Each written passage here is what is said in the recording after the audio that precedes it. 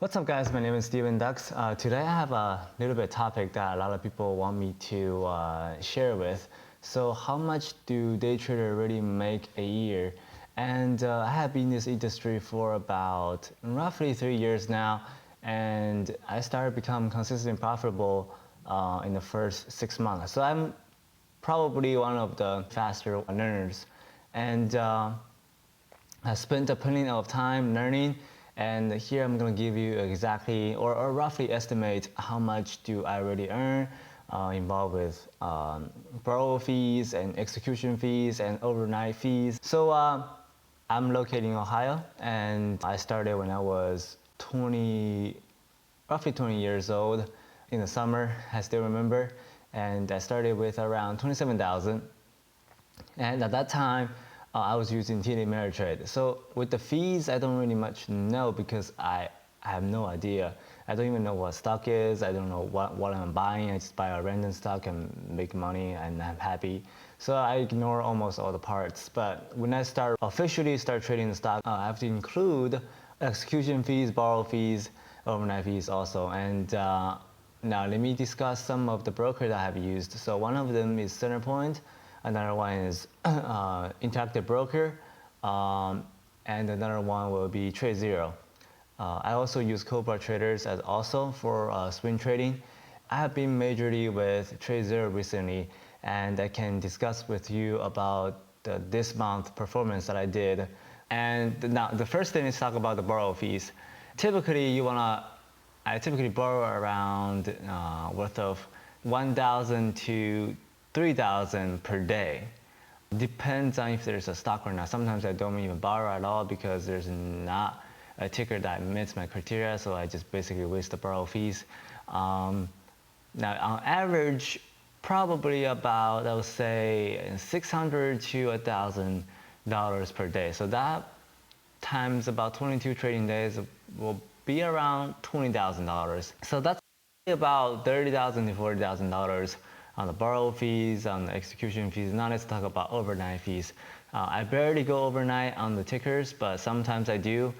Each time, because on TradeZero, they roughly charge about times 7 on the first night. I typically try to not hold that many shares as possible, but sometimes there's a really good odds I have to hold it, and I pay about 20% of the profits into the next day, which is a lot, but if there's a really high winning percentage, it's free money, why not? So on ABIO, which happened last week, made around 60,000 roughly estimate on the net profit.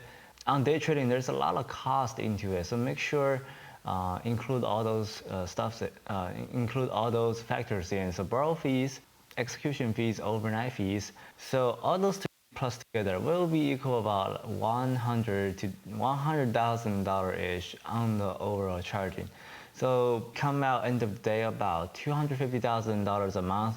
If you are with TradeZero, you have to definitely include all those factors in.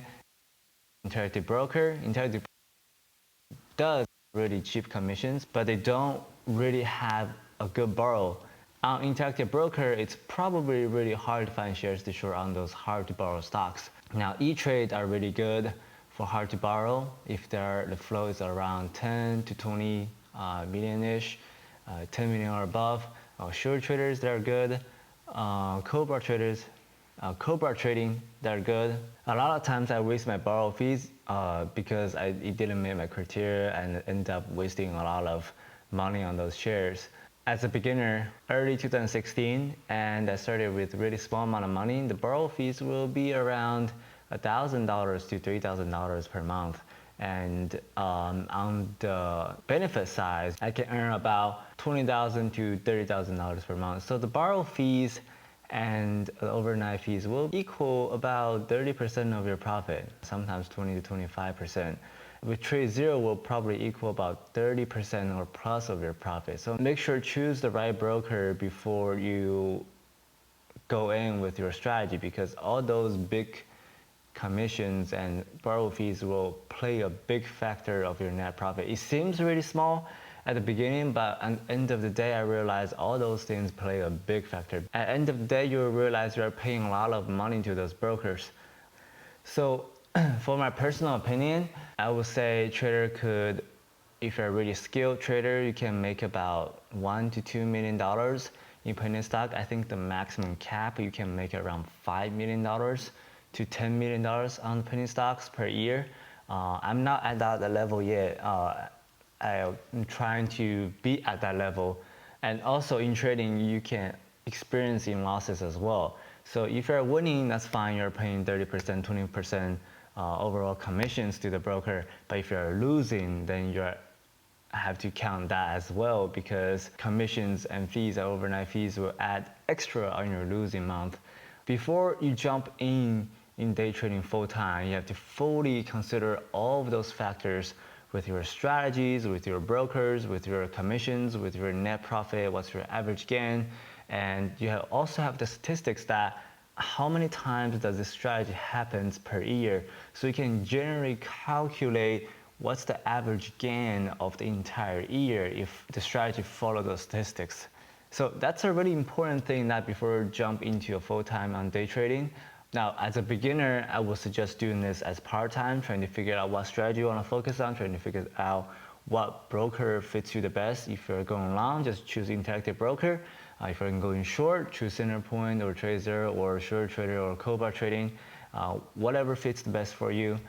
There's a lot of stuff going into it. So because people in this sector, people are looking to get rich quick, they are looking to really have to eager to jump into it, but it's not like that. Everything has to take into consideration, because that's how I made the mistakes earlier, because I didn't count all those commissions and how much percentage that took off of my net profit. And end of the year, plus commissions, plus to the broker and tax, I basically get around left like 30% to 40% of my profit. But it's still a lot. And in day trading, that opportunity comes to you, you don't come to the opportunity. So you don't have a really passive income, aggressive income, because you are catching the opportunities.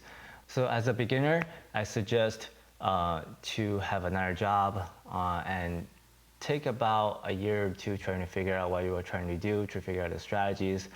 I think back in 2016, I was young, I have nothing to lose, and we basically went all in. And I don't think that was a really good idea, because a lot of people actually failed into this industry. So if you're looking to get into this sector, start slowly, figure out strategies, brokers, and all the cost that goes into this full-time studying and how to executing your strategies. At last, I hope this video is helpful. All my strategies are based on shorting, and I go 80% short, 20% long. And those are my personal statistics for myself that fits my own strategies. If you're looking to learn more about my strategy, click the link below. It will take you and explain you the detail of my strategies. And I hope this video helps, and you guys have a great holiday.